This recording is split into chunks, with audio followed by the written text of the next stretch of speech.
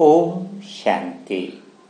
भगवान के प्रेम में कैसे डूबे कि आज के सेशन में सभी ब्राह्मण आत्माओं का स्वागत है। आज इंसान बहुत कुछ ऐसे काम कर सकता है जो पहले असंभव दिखाई देते थे। यानी किसी ग्रह पर पहुंचना है तो वह भी संभव कर लेता है, लेकिन एक काम जो है वह इंसान आज नहीं कर पा रहा है। वह कौन सा काम है? वह है मन को कंट्रोल करना।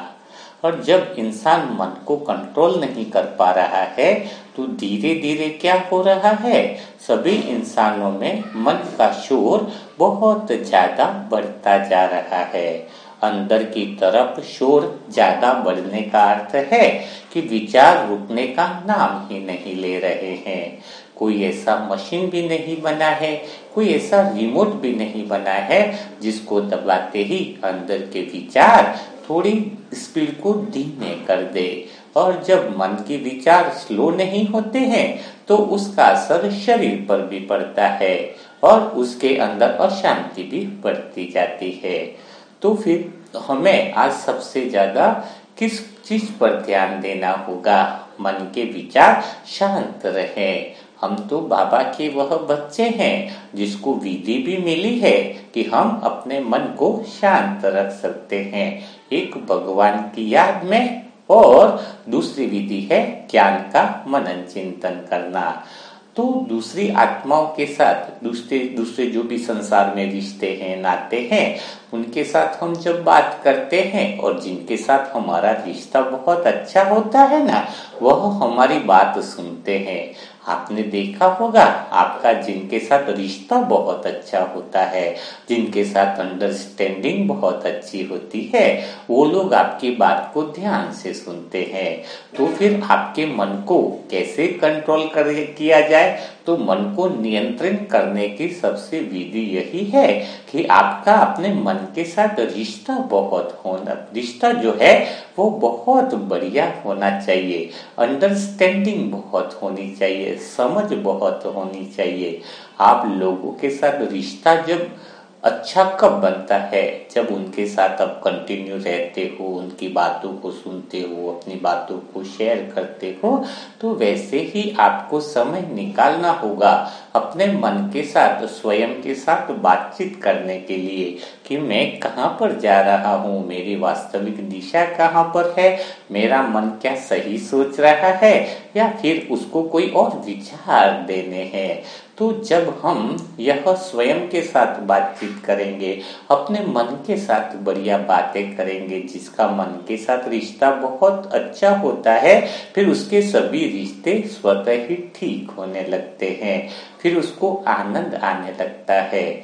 लेकिन कई आत्माएं ऐसी भी हैं जिनका खुद का मन के साथ रिश्ता तो बहुत अच्छा है, खुद तो सहज अनुभव करते हैं, खुद तो शांति का अनुभव करते हैं, लेकिन परिवार के काफी सारे आत्माएं हैं जो अशांत रहती हैं, तो उनको भी शांत तो करना ही पड़ेगा, है न। तो जैसे आज सतगुरुवार है, भोग के द्वारा भी हम सभी परिवार की आत्माओं में गहरी शांति ला सकते हैं, उनके विचारों में परिवर्तन ला सकते हैं, उनके विचार सत्वगुणी सात्विक हम बना सकते हैं। हमें सिर्फ कोई बात नहीं, एक टाइम ही भोग लगाओ, दिन में घर में भी एक टाइम भोग लगा सकते हो। वैसे सद्गुरुवार को आप सभी निमित्त आत्माएं मिलकर जब भोग लगाती है तो यही शुद्ध संकल्प किया जाता है कि आप सभी आत्माओं के जो परिवार के सदस्य हैं वो भी बहुत गहरी और असीम शांति का अनुभव करें। सबके वाइब्रेशन, परमात्मा के वाइब्रेशन घर के एक एक सदस्य आत्मा पर पड़े और सभी आत्माएं गहरी शांति का अनुभव करें, घर आपका मंदिर बन जाए। बाबा से बस यही संकल्प रहता है। लेकिन इसके अलावा भी डेली अगर आप एक टाइम भोग लगाते हो तो बाबा ने खुद ही मुरली में कहा है कि भोग से तो भोगनाई खत्म होती है। जब यही बात हमने दिल्ली की पीरागढ़ी की जो बहन थी, उस बहन को जब हमने बहुत सारी उसके साथ विघ्न चल रहे थे, बहुत सारी समस्याएं चल रही थी, उसकी समस्याओं का अंत ही नहीं था। घर में जेठ जी से कुछ परेशानी, जेठानी से परेशानी, सासू माँ से परेशानी, उनके हस्बैंड का थोड़ा बिजनेस का डामाडोल होना, तो वो अलग अलग बहुत सारी समस्याएं बता रही थी। तो उस बहन को हमने एक ही विधि बताई, आप 3 महीना बहुत अच्छा भोग लगाओ, और अमृत वेला वगैरह तो सारा चीज चलता ही है, वो तो वैसे भी बहुत सारी चीजें कर रही थी। मैंने कहा कि दिन में एक टाइम तो भोग बाबा को लगाओ, तो आपके जीवन में बहुत अच्छा परिवर्तन आने लगेगा। उस आत्मा ने 20-25 दिन तक भोग लगाया, फिर आकर शिकायत भी करने लगी कि कुछ ऐसा परिवर्तन नहीं लगा जो आप बोलते थे कि प्रैक्टिकली परिवर्तन आना चाहिए। मैं तो डेली भोग लगा रही हूँ बाबा को, थाली कटोरी में जो भी मैंने कहा जो तुम बनाते हो, जो तुम्हें बनाना है वही में से भोग लगाना है, ऐसा कोई स्पेशल दिखावा पर नहीं करना है। हम जो खाते बाबा भी वही खाते हैं, और बाबा जो खाते हैं वह भी हम स्वीकार करते हैं। मेन बात क्या होती है, मेन बात यही होती है कि बाबा उसमें जो है कितना बड़ा चेंज करते हैं, वह समझदारी होनी चाहिए। अब उस बहन ने बोला कि 20-25 दिन हो गए और तो भी हमारा तो कुछ परिवर्तन तो हुआ नहीं है। तो हमने कहा कि कई सारी आत्माएं ऐसी हैं जिनके बहुत अच्छे से परिवर्तन हुए हैं, आप पूरे विश्वास के साथ भोग को चालू रखिए, बिल्कुल जरूर परिवर्तन होगा। तो उस बहन ने फिर कहे अनुसार फिर से भोग तो चालू ही रखा।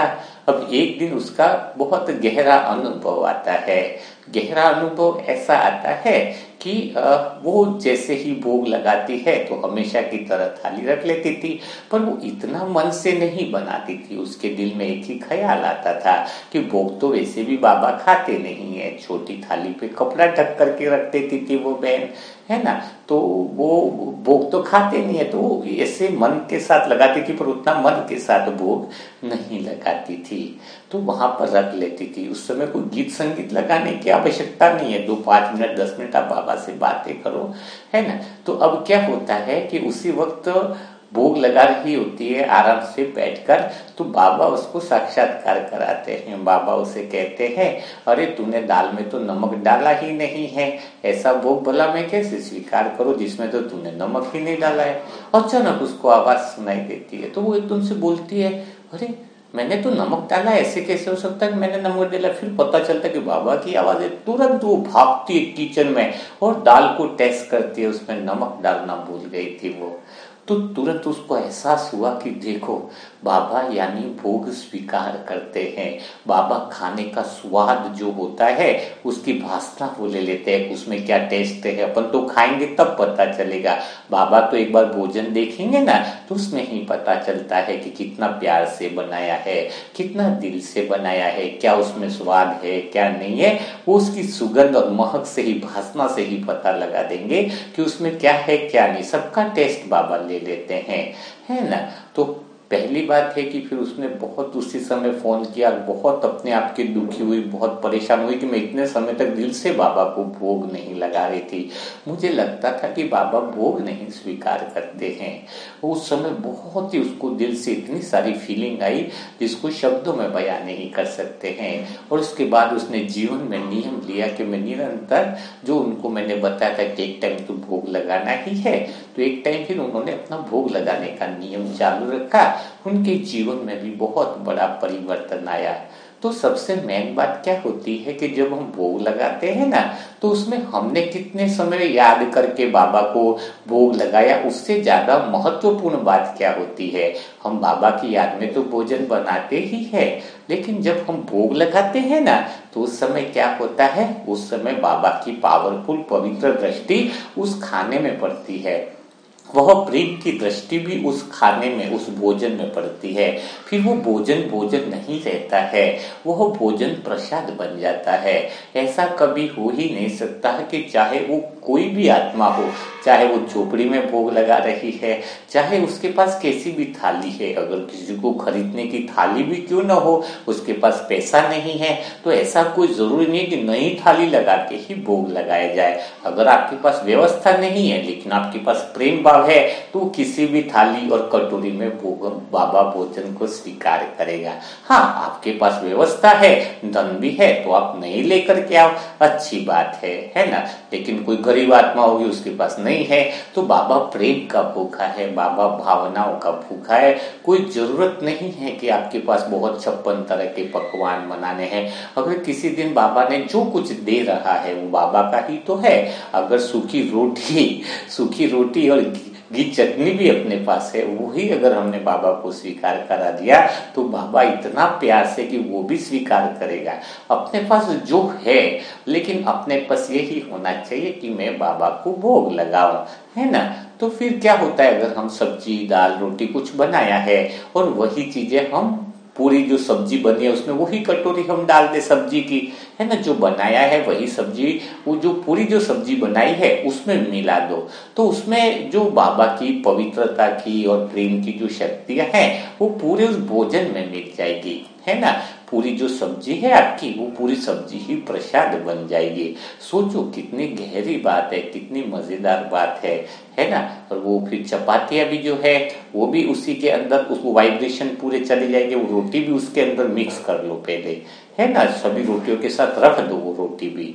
तो फिर क्या होगा कि वो रोटी नहीं रहेगी, वो सब्जी नहीं रहेगी, वो प्रसाद बन जाएगी, वो उसमें भावनाएं मिल जाएंगी और भगवान की शक्ति जब उसमें मिल जाती है। भोजन को हम भोग लगाते जरूर है भगवान के लिए, लेकिन भगवान जब उसमें आता है, नीचे देखता है प्रसाद को, भोजन को देखता है, तो उसको इतना शक्तिशाली बना देता है। हर दाने में इतनी शक्ति होती है कि वह तो बहुत बड़ी दवाइयों से भी बहुत बड़ा काम करती है। यह सारी चीज काम करती है अपने मन के विश्वास के साथ। तो जो भी आत्माएं बहुत ज्यादा समस्याएं, बहुत ज्यादा विघ्नों से परेशान हो रही है, उनको भोग जरूर लगाना चाहिए। ऐसा विधि अपने जीवन में अपना करके देखो, दिल के साथ, प्रेम के साथ, वह विश्वास आपके अंदर होना चाहिए, जिससे क्या होगा, जिससे आपके जीवन के अंदर जो परिवार के सदस्य है, जिनको आप मुंह से बोल रहे हो लेकिन उनके अंदर परिवर्तन नहीं आ रहा है ना, तो वो सारा परिवर्तन सभी के अंदर आने लगेगा। तो आप यह, आज सद्गुरुवार है तो कुछ संकल्प आप ले सकते हो, लेकिन संकल्प तभी लो जब आप उसको निरंतर कर सको। नहीं तो 2-4 दिन भोग लगाया फिर नहीं लगाया, है ना, तो फिर मजा नहीं आता है। पहले अपने अंदर दृढ़ता पैदा करो, है ना, कि मैं बाबा को भोग लगा के परिवार में सबको खिलाऊंगी, सबको पवित्रता की दृष्टि के साथ मैं भोजन को प्रसाद के रूप में सबको स्वीकार कराऊंगी। कभी रोटियां बच जाए ना तो फिर आप उसको फेंका मत कीजिए, है ना, उसको गाय को अपने हाथों से खिला दीजिए, है ना। ऐसा नहीं कि इसको जो रोटी बची इसको ऐसे ही फेंक रहे हैं, ऐसे ही कर रहे हैं, ऐसा नहीं है। कोई बच भी जाती है कई बार, है ना, तो उसको आप गाय को खिला दीजिए अपने हाथों से, वो भी एक पुण्य का काम है ना। तो बाबा के भोजन का अपमान भी नहीं होता है।